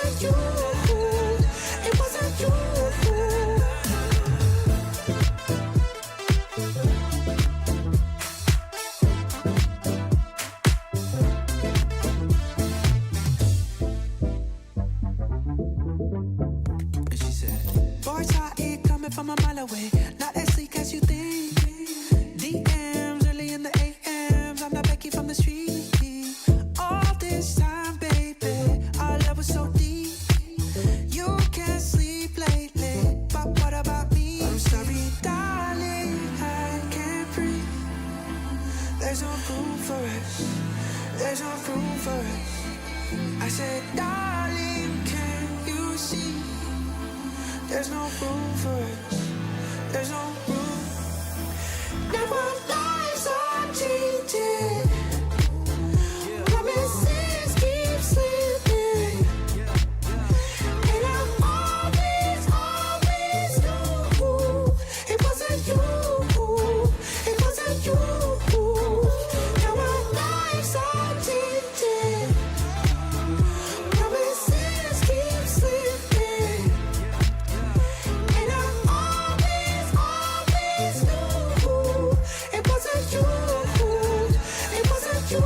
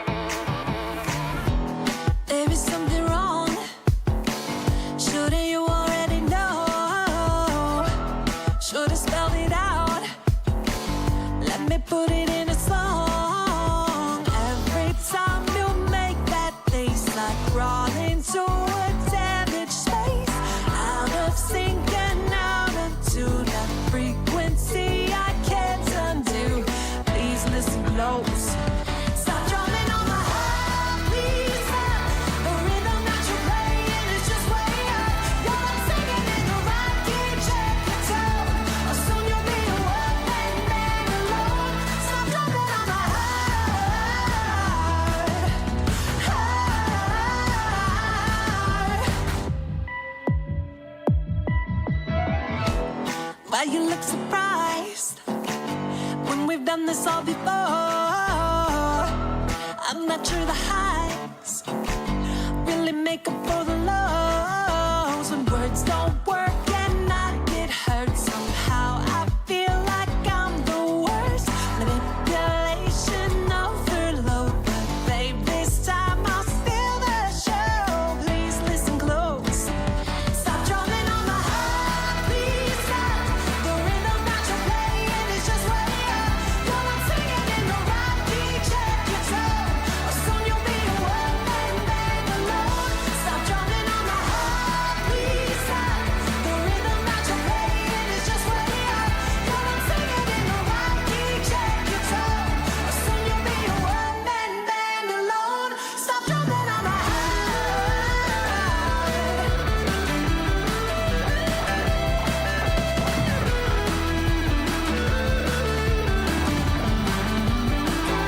Stop drumming on my heart. Stop drumming on my heart.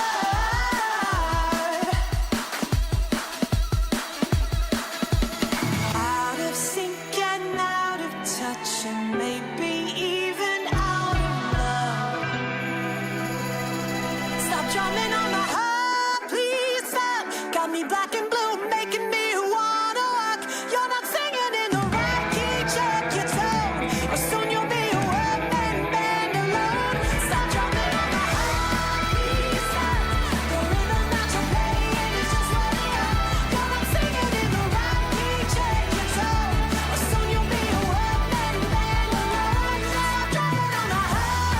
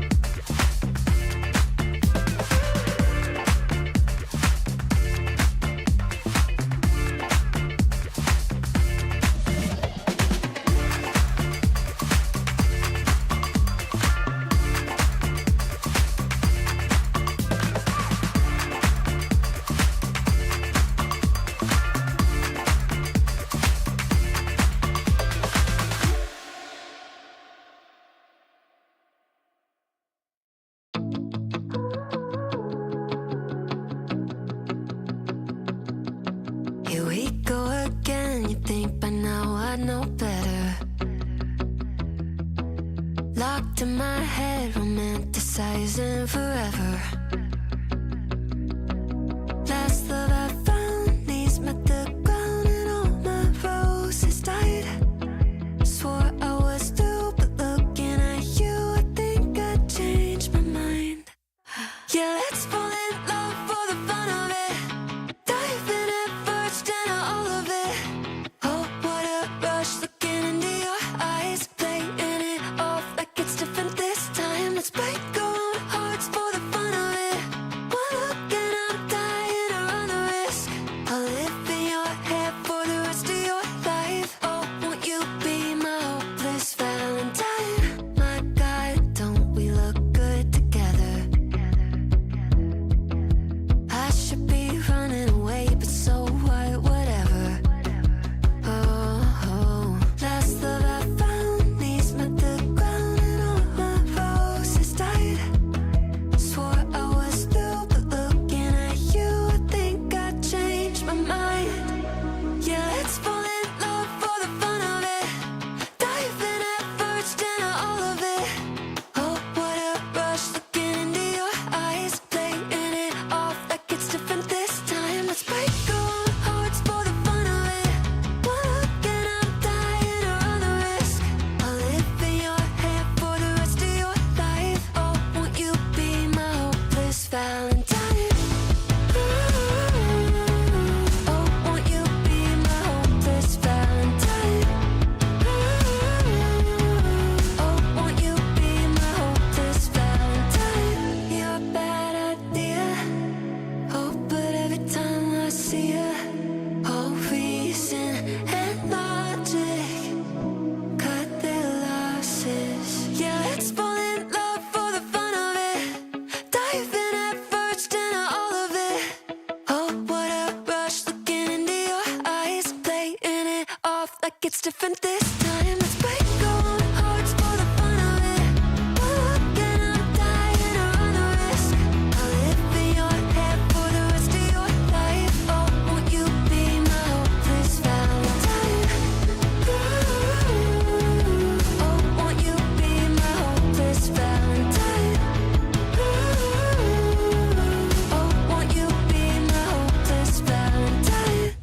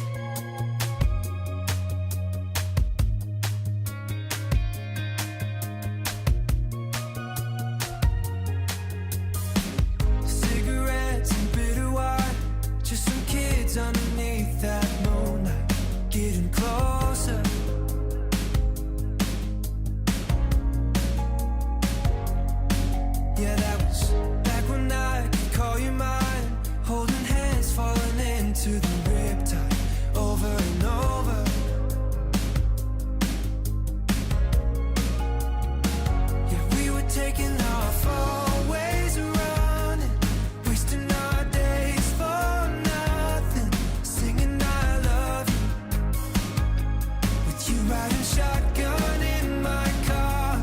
Do you remember all of the nights we spent alone?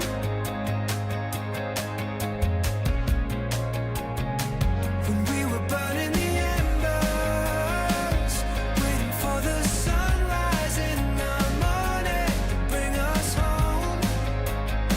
You know that I do.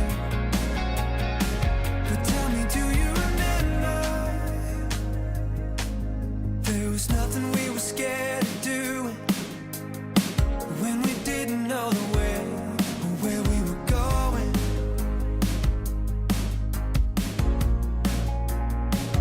That was back when forever seemed a million miles away, and we didn't know it.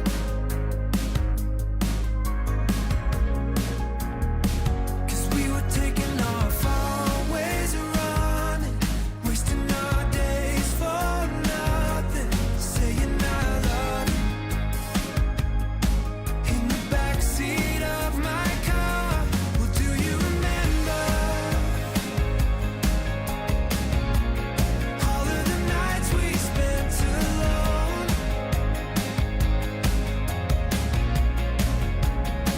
When we were burning the embers, waiting for the sunrise in the morning, bring us home.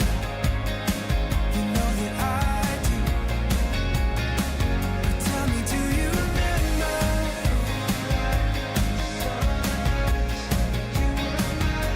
Yeah, do you remember?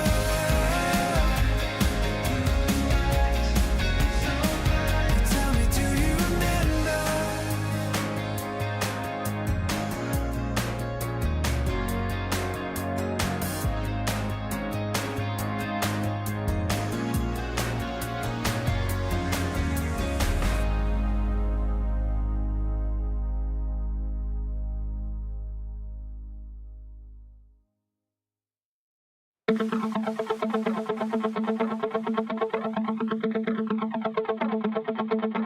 Don't know the time, I'm letting go.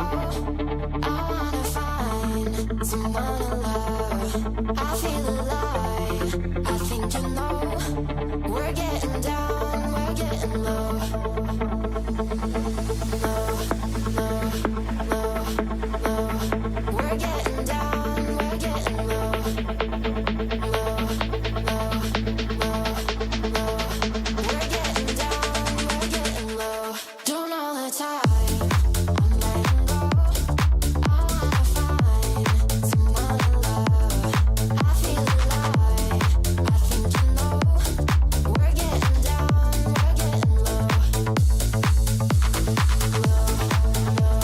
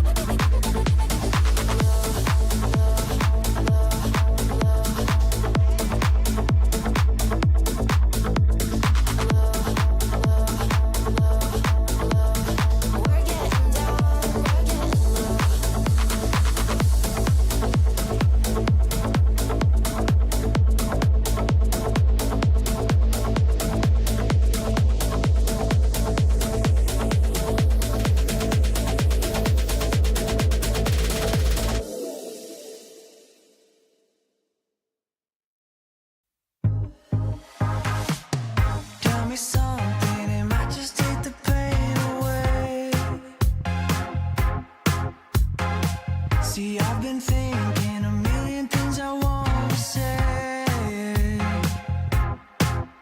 Now I'm looking in your eyes, but I'm wandering to your lips. See, I'm trying to keep it cool while I'm hovering for the kiss. 'Cause I've been eating you like old-fashioned orange slice, sweet like daiquiri with strawberry crushed ice. Know you like a margarita with the hot spice. Love the taste of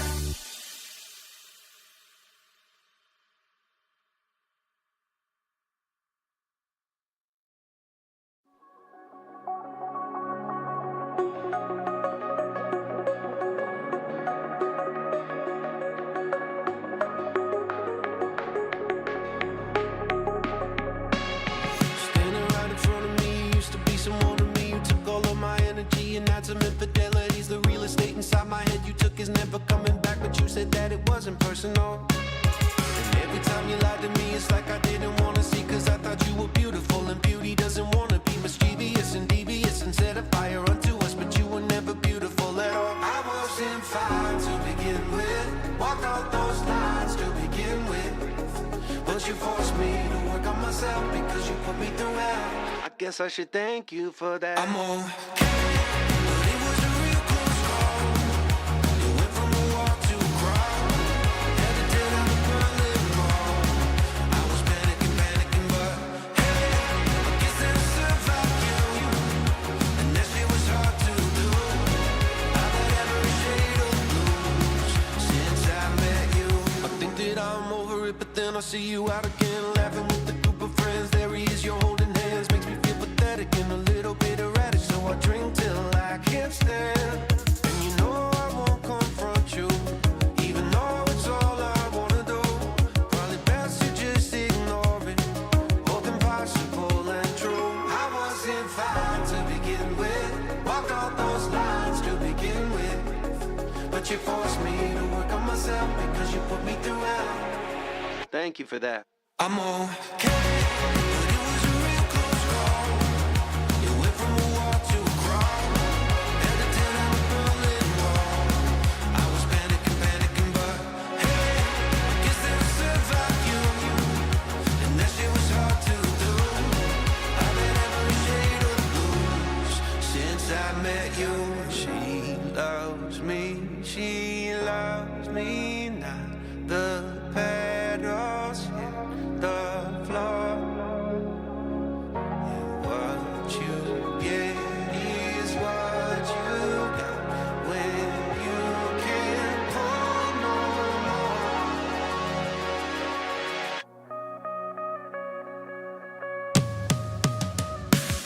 I'm okay, but it was a real close call.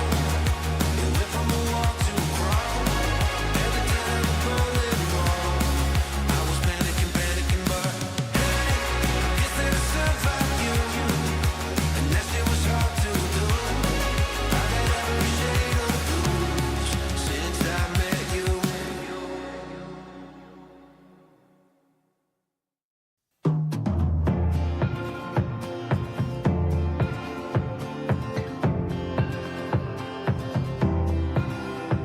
Sometimes I play it safe, and you can see it. It's easy for me to show. But sometimes I'm really brave, and that just means that I'll try again tomorrow.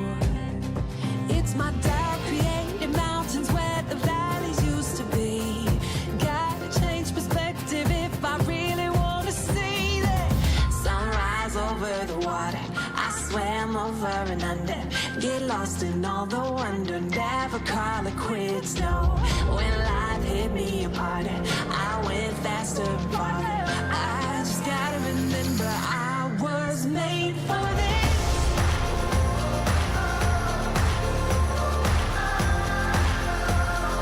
I was made for this. I was made for this. Oh, I live among the waves. Let them take me as far as they want to go.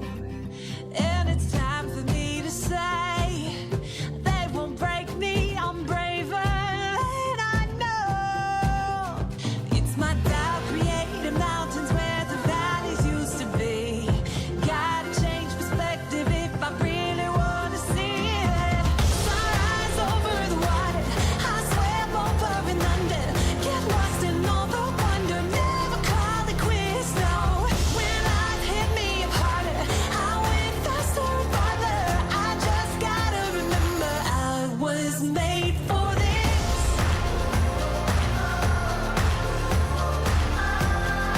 Oh, such a time as this.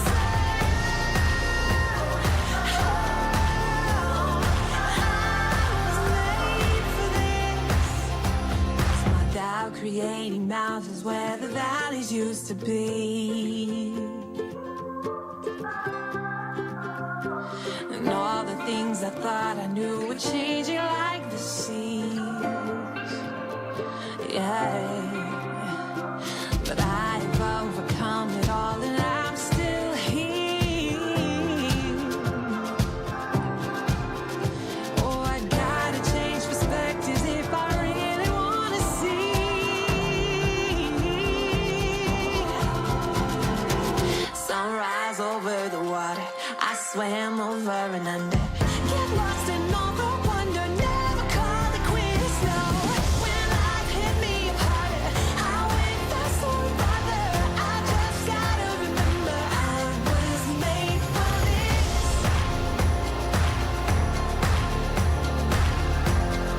Oh, such a time as this. Oh, I was made for this.